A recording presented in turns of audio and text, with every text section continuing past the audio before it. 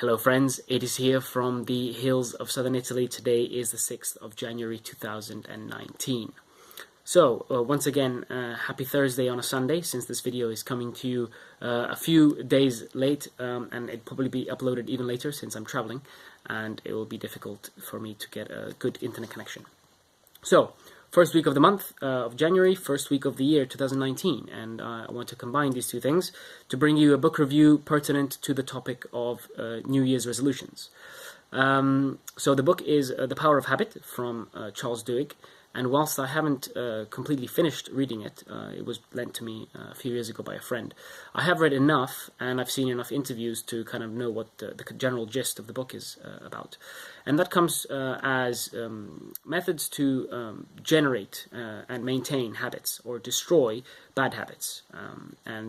He uses the cycle cue or trigger, routine, which is the habit, and then the reward, which comes at the end of the routine.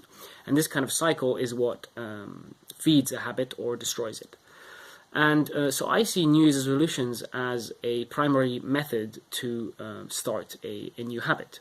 And whilst they usually are not very effective, I myself, I don't think I've completed a single resolution in about a quarter of a century. Perhaps not so drastic, but I did not, I could say 100% achieve everything that I had set out to do, even small things at the beginning of the year. And I'm sure a lot of the viewers are the same. So I wanted to bring in a new perspective.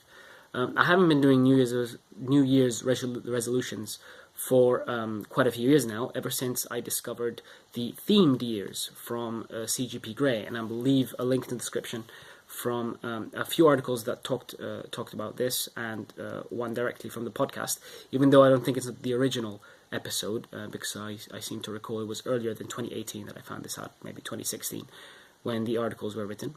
But in any case, the point is that instead of setting some very specific goals to the year, say lose 20 pounds or 20 kilos or whatever you want to talk about, rather you set yourself a theme. So I believe the year that just passed for me was the year of writing. I mean, I don't know if whoever knows me personally knows that I am finishing my PhD thesis, and this year was supposed to be the year that I was supposed to finish it, well, at least to a good level. That hasn't really happened, but it wasn't just that, it was also just writing more, and I did do more writing in general, and I'm writing a book, a story, which I have already shared with a few people, but once I've polished it completely, I will definitely publish it here on the internet for everyone to view and to laugh at. But, so that was my 2018 theme, the year of writing, and I think 2017 was something like the year of household work, or simply the year of baking, as I picked up quite a few recipes in 2017. But so that's what I've been doing, and essentially the way it works is that instead of having a specific goal in mind that you can kind of fail, you can set yourself cues that incentivize you to pick up something new. I remember one way that I did this, and it wasn't strictly related to a New Year's resolution, rather building a different habit. And I kind of borrowed it from Super Size Me, the documentary about McDonald's and the health fast food kind of consumption. And the way it worked is, I think, in that documentary, is that the journalist, if they offered him a supersize meal, he would have to say yes.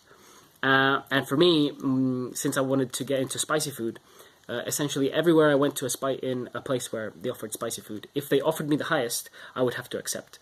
And then from that, since it wasn't happening often enough, I essentially said every time I go and eat spicy, I have to get the spiciest. And now I love spicy food. I used to not be able to tolerate at all, not even the mildest, but now I much prefer very strong spicy dishes.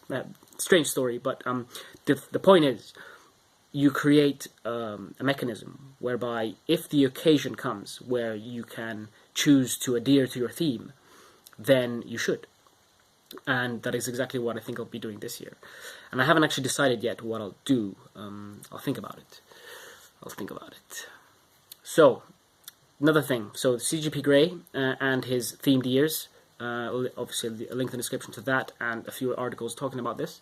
And the other interesting thing that I found out maybe 2015 is James Clear's annual reviews. And they're super interesting, and I did borrow his mechanism where at the end of the year he asks himself 3 questions. What went well this year? What didn't go so well? And what have I learned? And I essentially borrowed that into a system where I review myself every 3 months during my PhD. Hi Sarah, if you're watching, you know about this. So it's a method to essentially keep track of my progress, and if there are any barriers to my success, and what went well, to keep my spirits up high. And I strongly recommend this I've been trying to implement this for my personal year, but the thing is my personal life is in such a chaotic mess that I'd rather not think about it, but maybe I should. Maybe that's something I should do this year. But mostly I've been doing it for my professional, we can say, life, student life. And that has worked extremely well in the past 3 years by reviewing every 3 months, but perhaps a yearly review would be also quite useful. And we'll see how that goes. Of course, I'm almost at the end of my PhD, so there's not really much of a point to implement that for my this part of the professional life. But maybe for my personal life, a few things. Maybe I should read more. That's what I did last year. I read 3 books, actually, which is 3 more than the year before. So I was quite proud of that. Maybe I read 4 books. But in any case, so that's about all, really. Just wanted to talk about this. New Year's resolutions. Don't do them. Go for a themed year. So that's about all, and I wish you all again a happy New Year if you didn't watch my previous video. And yeah, so ADC signing out. Keep you sa, pipo.